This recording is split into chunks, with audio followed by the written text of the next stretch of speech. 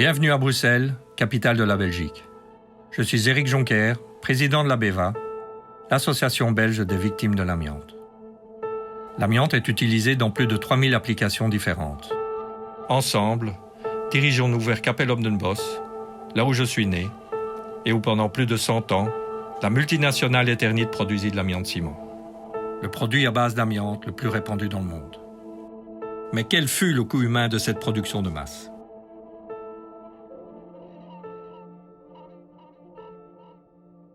Nous avons une grande chance, au fond, dans l'industrie que nous avons, c'est que l'amiante et le ciment, ça constitue ce que j'aimerais appeler un mariage parfait.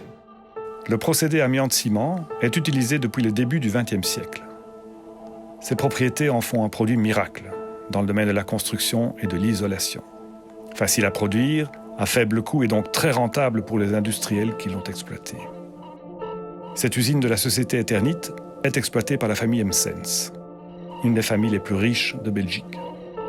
L'usine permit à des villages comme Cappel-Obdenbosch ou Tisselt d'assurer le plein emploi.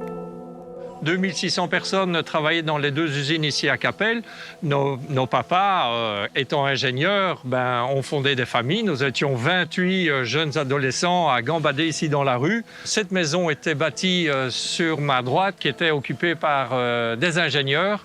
Tout le monde travaillait ici, tout le monde était vraiment fier. On grandissait à la campagne, c'était le plein emploi à l'usine. Donc nous pensions vraiment que c'était un petit paradis sur Terre. Qu'est-ce qui pouvait nous arriver ? Mais tout cela avait un coût. L'inhalation des poussières d'amiante peut provoquer une asbestose, un cancer du poumon ou le mésothéliome, un cancer des plèvres pulmonaires très agressif, qui peut apparaître plus de 40 ans après l'exposition. Dans la plupart des cas, le mésothéliome est mortel. Les dangers dus à l'amiante sont détectés depuis le début du siècle. Les industriels et le lobby pro-amiante les ont dissimulés d'abord, minimisés ensuite. Il faudra attendre près de 100 ans pour que l'amiante soit interdit en Europe. Mais le mal était déjà fait, car vivre à proximité des usines pouvait être suffisant pour être contaminé. Mon père, Pierre Jonker, a fait toute sa carrière dans les deux usines ici à Cappel. Lui qui n'avait jamais été malade a développé un mésothéliome fulgurant et est décédé dans la maison familiale à l'âge de 59 ans. Maman a déménagé en portant toute la famille avec elle.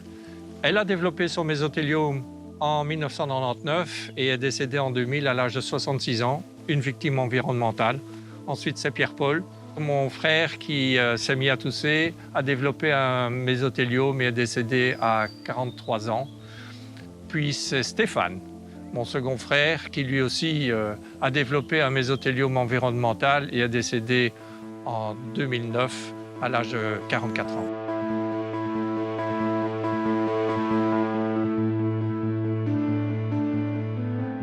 La Belgique abrita les plus grandes usines d'amiante-ciment au monde. Les chiffres officiels font état aujourd'hui de 300 victimes annuelles en Belgique suite à une exposition à l'amiante. Mais ces chiffres sont sous-évalués. Plus de 800 personnes perdent probablement la vie chaque année. D'abord les travailleurs des usines et la population des alentours, mais aussi bien d'autres, dans des bureaux ou des bâtiments où l'amiante fut très présent, ou l'est encore. Jusqu'à son dernier procès en 2012, Eternit tenta de faire croire que ceux qui l'attaquaient en justice étaient des cas isolés.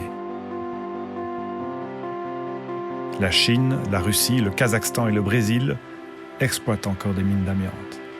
Chaque année, l'amiante tue encore près de 300 000 personnes dans le monde. Nous avons une grande chance, au fond, dans l'industrie que nous avons, c'est que l'amiante et le ciment, ça constitue ce que j'aimerais appeler un mariage parfait. Vous nous avez menti.